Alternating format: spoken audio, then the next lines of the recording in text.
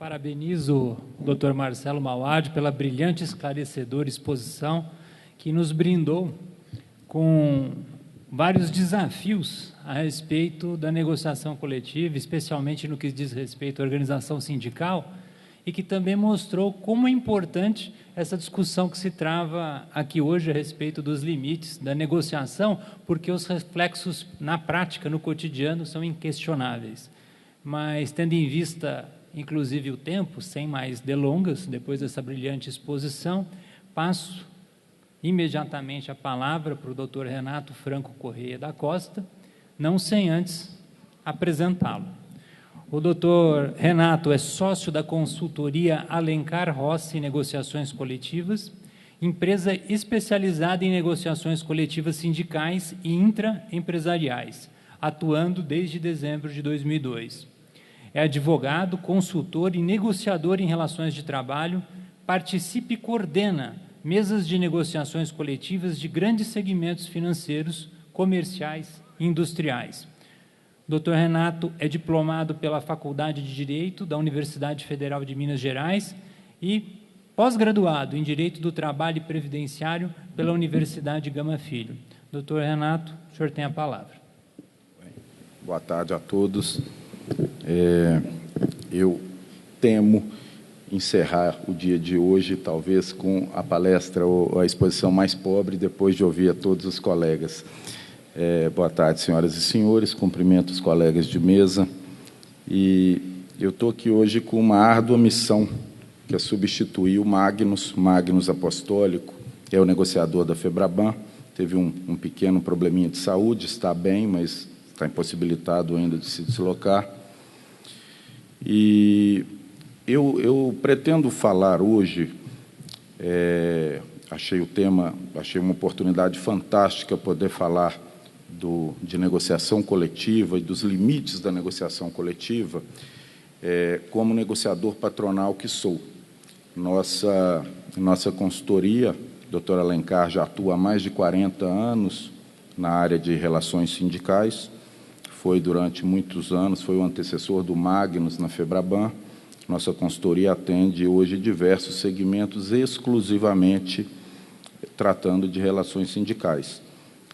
Eu até gosto de ressaltar que eu estou substituindo o Magnus, que sequer é advogado.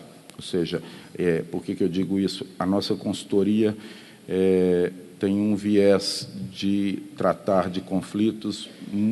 Eu sou advogado, doutor Alencar também, mas a nossa consultoria trata bastante com as empresas, entrando pela área de recursos humanos, assessorando o planejamento das empresas no quadro de pessoal. E hoje em dia está evidente que não existe nenhuma gestão de uma grande empresa que não passe por um bom relacionamento com o sindicato. A oportunidade de poder falar para um público tão qualificado, ela é ímpar. Eu confesso que eu me sinto mais à vontade em negociações duras frente a dirigentes sindicais e assembleias do que a um público tão qualificado, mas eu vou tentar exercer o meu papel aqui da melhor forma possível. O que num primeiro momento, eu não pretendo fazer muitos comentários do ponto de vista técnico nem sobre o artigo 7º, nem sobre a interpretação do 114, enfim, eu acho que é desnecessário, já foi bem exposto. Eu pretendo falar, nesse momento, sobre a grande preocupação que tenho como representante patronal e como eu tenho visto as empresas, a grande preocupação que as empresas têm com a visão hoje que a Justiça do Trabalho e o Ministério Público do Trabalho têm sobre as negociações coletivas. É importante, é muito difícil para mim dizer isso, mas é importante registrar. Os conflitos que chegam aos tribunais são exceção, chegam pouquíssimos. O mundo da negociação sindical ele é tremendamente intenso. Se engana hoje quem pensa que a data base, o que a convenção coletiva ou o acordo coletivo é o evento mais importante do ano de um sindicato. Já deixou de ser. Todas as alternativas legais que surgiram para alternativas de gestão de pessoas passam pelo sindicato. Alternativa para o REP, ponto eletrônico, compensação de jornadas, PLR, tudo isso passa pela batuta do sindicato, pela caneta do sindicato. Hoje nós temos uma agenda administrando conflitos não necessariamente conflito de interesse, mas conflitos que surgem no dia a dia, em todas as atividades, que o sindicato é essencial. Também se engana quem avalia que sindicatos fracos são bons para as empresas. Não são. É muito melhor negociar com um grande interlocutor forte e enfrentar uma negociação dura do que negociar algo que você não tenha segurança que vá passar por uma assembleia. A pior coisa que pode ter para um negociador é não ter segurança de que aquilo que você trata numa mesa de negociação vai ser cumprido pelo outro lado. E eu estou falando disso porque a impressão que nós temos quando alguns operadores do direito avaliam normas coletivas é que o papel dos sindicatos, às vezes, é visto como uma forma... Ou veem os sindicatos fracos, ou veem sindicatos, em alguns casos, corruptos, ou pessoas desonestas. E eu posso afirmar, a gente negocia para grandes segmentos, Vale, Belo Monte, vocês não imaginam o que gerenciar os conflitos lá na construção da usina de Belo Monte. Um dia é índio, outro dia é ONG, outro dia é trabalhador, outro dia é oposição do trabalhador. Nós negociamos para o setor financeiro, nós negociamos para o setor de transporte, participamos agora dessa crise recente que houve em São Paulo e na região metropolitana de São Paulo. E o que a gente vê, sempre nós representando o lado patronal, o que a gente vê é que o movimento sindical nunca teve tão qualificado assim. Eu dei um exemplo hoje, antes de entrar. Eu estou tratando de um assunto de um grande banco e tem 2 semanas que eu aguardo a agenda de um importante dirigente sindical, porque na semana retrasada ela estava em Genebra, em eventos da OIT, com outras organizações sindicais. Essa semana ela está no Peru, num evento também de organização sindical da América Latina. As principais associações de sindicatos mundiais hoje são presididas ou contam nas suas diretorias com sindicalistas brasileiros. E, no entanto, às vezes, quando analisamos algumas decisões ou algum encaminhamento da jurisprudência, me parece que se trata das normas coletivas da mesma forma que, como deve ser feito, evidentemente, se protege o direito individual. E eu acho que a grande preocupação que eu faço questão de salientar é que esse encaminhamento anda desincentivando a negociação coletiva.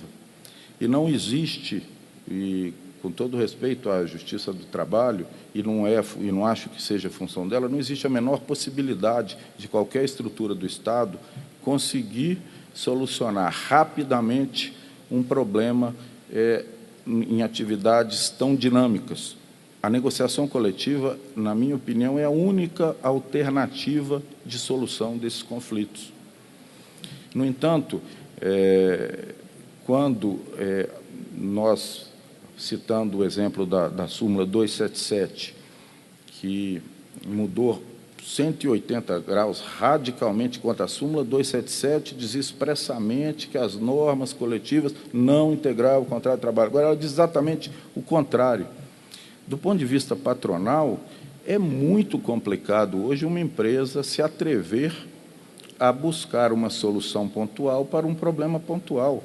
Eu acredito que a tendência desse direcionamento jurisprudencial seja inverso ao que se pretende. Eu não acredito que vai haver proteção de direitos. Eu acho que haverá um congelamento, um engessamento das negociações. Eu estou citando esse meramente como exemplo. E voltando um pouco antes, falando dos sindicatos, é que eu acho que a visão protetiva em relação ao direito coletivo do trabalho não traz bons frutos para ninguém. Eu acredito que nem para os trabalhadores, nem para as empresas e nem para o judiciário, que eu acho que o judiciário ficará cada vez mais sobrecarregado com ações decorrentes desta visão.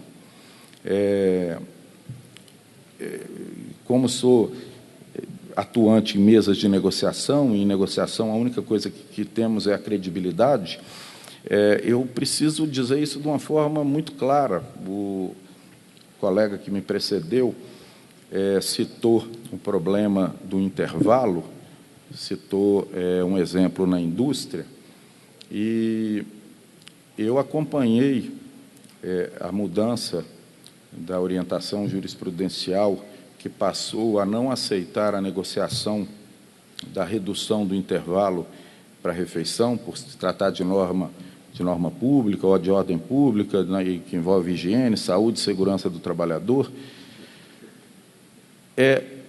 Eu vou contar para vocês um caso que é interessante. Nós assessoramos o setor de transporte durante muitos anos. A redução da jornada, ela estava presente nas convenções, a redução do intervalo estava presente na convenção durante anos e anos e anos e anos, muitos anos. O TST chegou em N dissídios em julgamento de alguns recursos de convenção inteira, a homologar cláusulas que tinham a redução. Quando houve essa alteração, as empresas que cumpriam a legislação, acordaram com um passivo de 5 anos, de um dia para o outro. Quando, às vezes, somos consultados por uma empresa estrangeira, que às vezes vem ao Brasil, fica difícil de explicar como eu contrato uma boa banca jurídica, eu aplico uma norma que a maior corte do país aceita, passa 4 ou 5 anos, eu tenho uma dívida de 5 anos de diferença. Esse tipo de insegurança, eu acompanhei de perto essa mudança. Eu lembro muito bem que o ministro Zé Luciano relatou um caso, se não me engano, do Rio de Janeiro, onde ele, logo após a mudança da jurisprudência do TST, ele próprio relatou um caso onde ele admitia a redução para 30 minutos. Eu me lembro que eu estava conduzindo uma negociação no Mato Grosso do Sul, onde nenhum empregado aceitava fazer 1 hora, porque não é o caso citado, por exemplo, da indústria, mas no transporte coletivo, aonde o trabalhador descansa? No ponto final, onde acaba uma linha de ônibus. Onde as linhas de ônibus acabam? No final da cidade. Obrigar um trabalhador a ficar 1 hora num ponto final, para ele, é péssimo. Nós fizemos caravana, empresas de ônibus, sindicatos, das diversas centrais sindicais, para tentar mostrar que era importante poder flexibilizar este direito, que não haveria perda de direito para ninguém. E ninguém melhor do que uma negociação coletiva e um sindicato representativo para avaliar isso. Então, na nossa experiência, em várias áreas, a gente costuma ouvir, muitas vezes, dos nossos próprios clientes com algum preconceito. O fulano é analfabeto, o fulano é isso. E o doutor Alencar fala muito bem, fala, olha, eu conheci dirigente sindical analfabeto, que não sabe falar, o que anda descalço, mas não conheço dirigente sindical que fala sim na hora de falar não e não na hora de falar sim. Os sindicatos estão preparados para negociar. E a gente, no Brasil, eu li numa exposição de voto, de um voto recente no TST, que fala, não, quando o sindicato tiver evoluído, esse quando já chegou. O Brasil lidera, hoje quase nenhum país do mundo tem uma participação sindical tão efetiva em todas as esferas. Hoje, no Poder Executivo, existem inúmeros ex-sindicalistas do Poder Executivo, o Ministério do Trabalho. Portanto, eu preferi fazer essa abordagem como representante patronal, porque a legislação não mudou muito, mas a interpretação tem caminhado num sentido restritivo que preocupa, e preocupa muito. Agora, recentemente, a OJ 390, que dispunha sobre o pagamento proporcional da PLR, agora, se não me engano, enunciado 453, se não me engano, o número dele, não me recordo, virou súmula agora, ela determina que, pelo princípio da isonomia, todo empregado tem que receber proporcionalmente ao tempo que trabalhou no exercício, a PLR. Eu digo, é coerente, talvez fosse coerente se a gente partir do pressuposto que tem uma meta anual, que todo mês é igual a todo mês e que, portanto, quem trabalhou um mês deve receber um 12º daquele ano. Ok. Ocorre que a Lei 10.101 possibilita você estruturar um plano de remuneração variável de várias formas, de várias formas. É difícil como eu consigo dar calcular proporcionalmente uma meta individual se eu preciso da efetivação dela verdadeira, ocorre no final do ano, ou em atividades que tenha sazonalidade. A discussão disso com o movimento sindical, ela é profunda, ela é intensa. Ninguém melhor do que as empresas e o movimento sindical para disciplinar isso. E, no entanto, quando nós submetemos à Justiça do Trabalho, a Justiça do Trabalho tem alterado substancialmente o que nós negociamos.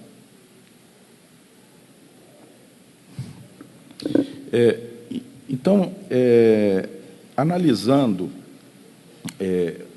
dos últimos 10 anos, o espaço que tínhamos para negociar e atualmente, eu acho que hoje, praticamente, a gente precisa recomendar aos nossos clientes que tomem cuidado com novas concessões, porque o risco de você fazer uma concessão pontual para um problema pontual e que, portanto, deveria valer para um momento pontual, com data de início e data, o risco dessa concessão se perpetuar passa a ser enorme. E os sindicatos sabem como negociar. Há sessões de dissídio coletivo e já usavam, já vinham em suas decisões renovando cláusulas pré-existentes. Não havia, portanto, nenhum motivo aparente para o surgimento da súmula 277. Isso, no meio patronal, caiu como uma bomba. Hoje, a negociação coletiva acaba ficando reduzida ao percentual de reajuste de determinados benefícios, porque a imutabilidade daquilo que se concedeu está de tal forma colocada que o espaço para que os atores trabalhem verdadeiramente em soluções de conflito fica limitado. Eu vou citar um exemplo agora. Acompanhamos o segmento de transporte de valores. É um segmento extremamente complexo. Complexo porque, além das normas trabalhistas, há de se cumprir todo o normativo envolvendo a segurança. São trabalhadores armados que estão carregando dinheiro em carros blindados. Um trabalhador desse, quando entra num carro forte, vai transportar 4, 5 milhões de reais, não pode parar em qualquer lugar, ele não pode, por questões de segurança, parar o carro forte num restaurante, num posto, sair armado, acho que por questões óbvias. Agora, eu não tenho nenhuma alternativa para conceder o horário de refeição hoje para esse trabalhador. As alternativas que pensamos, vamos diminuir um pouco a jornada, vamos fazer... Todas elas foram anuladas pela Justiça do Trabalho. E nós ficamos aguardando uma legislação. Essa legislação não vai aparecer, porque os problemas que ocorrem no dia a dia da relação trabalhista são mutáveis. Os problemas ocorrem diariamente. quanto tempo tem que falamos na reforma da CLT, ou na reforma sindical, ou na reforma... O dia que ela ocorreu, os problemas já ficaram velhos. Então, talvez, é uma sugestão, talvez devesse buscar mais, e até concordando com o colega que me precedeu, os sindicatos, talvez buscar mecanismos que fortaleçam ainda mais sindicatos. Falando como representante patronal, pode parecer contraditório, mas não é. É importante ter sindicato forte.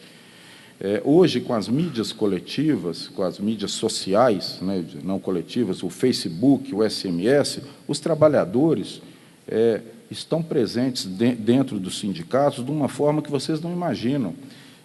Uma das paralisações em Belo Monte, que quase botou fogo no canteiro de obra, foi porque, num determinado dia, o preço da coxinha de um dos alojamentos estava R$1 mais caro do que a coxinha do outro alojamento.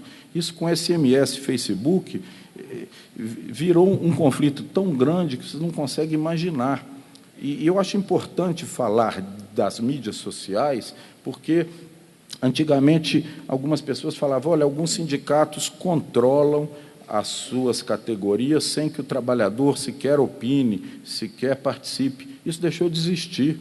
O que aconteceu agora em São Paulo deixou isso claro no transporte. As pessoas descontentes hoje conseguem fazer mobilização muito rapidamente. As mídias sociais impactaram os sindicatos de tal forma que, se eles já eram representativos, eles estão muito mais. Então, quando negociamos com metalúrgicos, quando negociamos com bancários, com o transporte, com os empregados da construção civil, as negociações traduzem esse avanço do movimento sindical. Eu tive, nesta semana, numa mesa de negociação da Copasa, que é uma empresa de saneamento de Minas Gerais. Na mesa de negociação do sindicato, tinham 2 assessores do DIEESE. Tinha um assessor que assessorava o sindicato dos engenheiros, a assessoria do DIEESE, outro assessor somente para os trabalhadores da categoria preponderante. Os sindicatos dos bancários não vão para uma negociação sem uma assessoria técnica competente. E eu acho que o que mostra, de forma mais clara, o avanço e a representatividade do movimento sindical são os próprios dados do DIEESE, dados que o próprio tribunal usa. Mais de 95% das convenções coletivas e acordos coletivos fechados nos últimos anos têm aumento real. Mais de 95%. Ou seja, as convenções coletivas e acordos coletivos estão alinhados com aquilo que está acontecendo no país. Os sindicatos conseguem negociar com as empresas acordos possíveis. Eu costumo dizer que a boa negociação é a negociação que os 2 lados saem achando que tinha que ser um pouquinho melhor, que ela é boa para os 2 lados. Isso está ocorrendo no país. E, quando recentemente, eu li um artigo que o ministro Maurício Godinho, meu professor na UFMG, junto com a ministra Cátia, no artigo que ele publicou defendendo a 277, na conclusão, ele diz que a 277, enfim, leva a um equilíbrio de forças absolutamente essencial à negociação coletiva no contexto de um Estado democrático. Esse equilíbrio de forças já existe. Eu diria hoje, e o Alencar fala isso com muita propriedade, que o movimento sindical está muito mais qualificado do que nós, empresas, para negociar. A capacidade negocial da maioria dos sindicatos é fantástica. E nós ainda partimos da premissa que o sindicato não tem condições de representar os empregados. É isso que nos preocupa. E, à medida que fazemos isso, aplicamos no direito coletivo princípios que valem para o direito individual. Nós anulamos cláusulas sem avaliar o contexto dela, e não tem como avaliar. Não tem como entrar no contexto, num julgamento 5 anos depois, do que levou, por exemplo, um sindicato dos bancários a fechar um acordo de reajuste zero com o Banco Santander, quando ele comprou o Banespa. Nós sabemos hoje que mais de 15 mil pessoas tiveram estabilidade, mais de 8 mil conseguiram aposentar e garantir a complementação de aposentadoria, mas esse contexto ele é presente para quem está vivendo o problema hoje. Por mais ágil que a Justiça tente ser, e a Justiça do Trabalho esse Tribunal de Campinas, o Tribunal de Minas, a maior parte dos tribunais, a Justiça do Trabalho é extremamente rápida, ela não consegue, no âmbito coletivo, acompanhar a velocidade de uma solução. Ela trabalha depois que o problema está instaurado. Este problema da redução do intervalo são milhares e milhares e milhares de ações cobrando a hora do intervalo, e eu garanto aos senhores que eu já participei de dezenas, dezenas de negociações, onde os trabalhadores querem a redução. Agora, recentemente, nesta crise que houve no transporte público no município de São Paulo, ela surgiu por uma dissidência na diretoria do sindicato, tinha um acordo fechado, houve uma dissidência, houve uma greve no município de São Paulo. Essa greve, no dia seguinte, o efeito Facebook, ela começou a contaminar as outras cidades da região metropolitana que já tinham fechado acordos com 8% de reajuste. A inflação está por volta de 5 pontos alguma coisa. Então, acordos com ganho real. O principal motivo que impediu o fim da greve em Osasco foi a recusa dos trabalhadores em fazer 1 hora de intervalo. Uma das empresas nos dizia, eu tive com o empresário, ele falou, eu não quero tentar aplicar os 30 minutos, porque eu não consigo garantir que não haverá sobrejornada.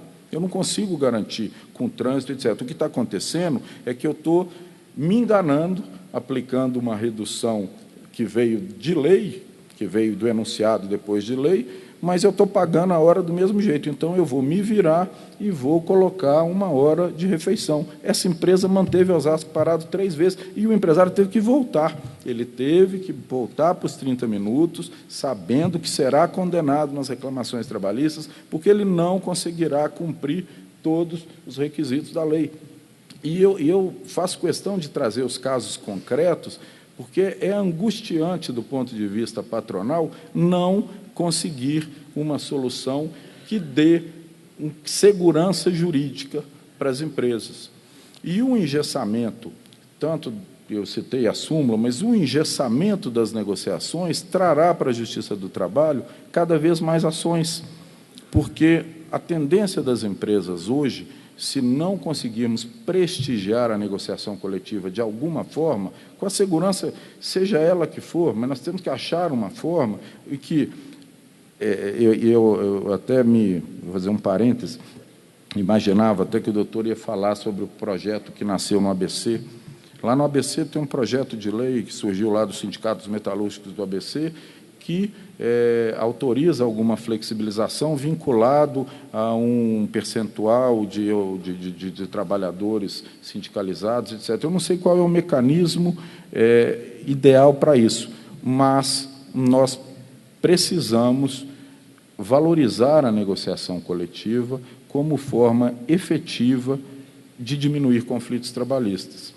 Então, acho que o registro principal que eu tenho a fazer é que o movimento sindical precisa ser visto como um movimento sindical competente, ainda que tenha suas mazelas e que possa e o Ministério Público vem atuando muito. Aqueles sindicatos que tentam se fechar em caixas pretas, o Ministério Público tem atuado em eleições, tem proposto revisão de estatutos, enfim, mas a solução também para conflitos individuais passa por uma valorização da negociação coletiva. E a negociação coletiva, ao longo dos últimos anos, tem perdido espaço em todos os aspectos. Portanto, eu não pretendo me alongar mais do que isso, até porque me foi pedido para ser breve, o tempo está um pouco esgotado, mas eu acho que nós precisamos buscar uma forma de aumentar o espectro das negociações. Acho que as negociações tendem a não gerar novos benefícios e, com isso, empresas e sindicatos passarão a ter cada vez mais dificuldades em combinar novas formas de produção. essas são minhas considerações sobre os limites atuais da negociação coletiva, e acho que nós precisamos rever a nossa interpretação sobre a nossa Constituição e sobre as nossas leis ordinárias. Muito obrigado.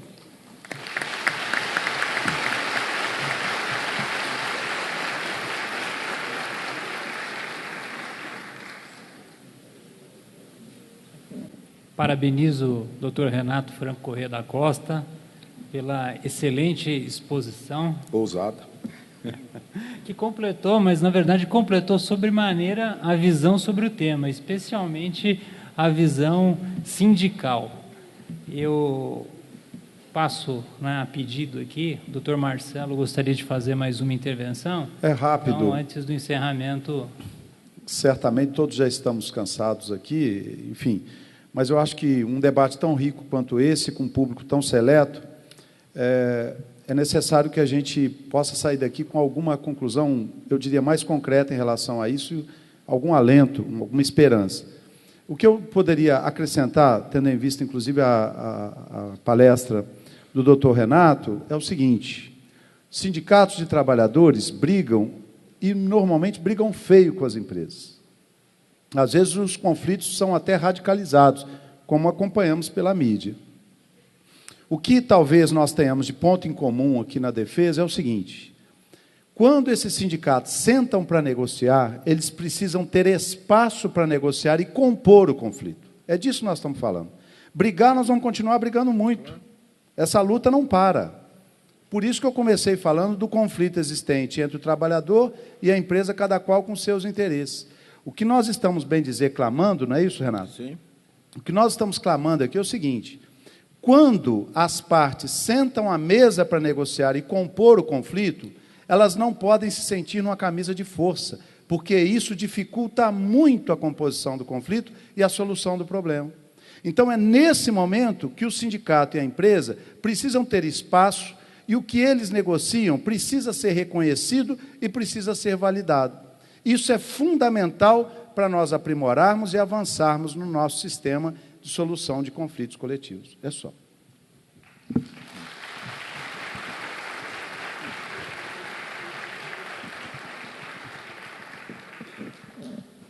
Tenho certeza que as palavras, as exposições, as intervenções dos nossos palestrantes, em relação às quais agradeço mais uma vez, em nome da comissão organizadora, a presença aqui hoje, que essas intervenções contribuíram e contribuirão muito para essa discussão continuada a respeito dos limites da negociação coletiva. Me parece que a verdade é que é muito grande a dificuldade de se estabelecer esses limites. Mas aqui lembro de uma frase de Montesquieu que dizia que até a virtude precisa de limites. Com isso, dou por encerrado esse painel e passo a palavra para o nosso mestre de cerimônias.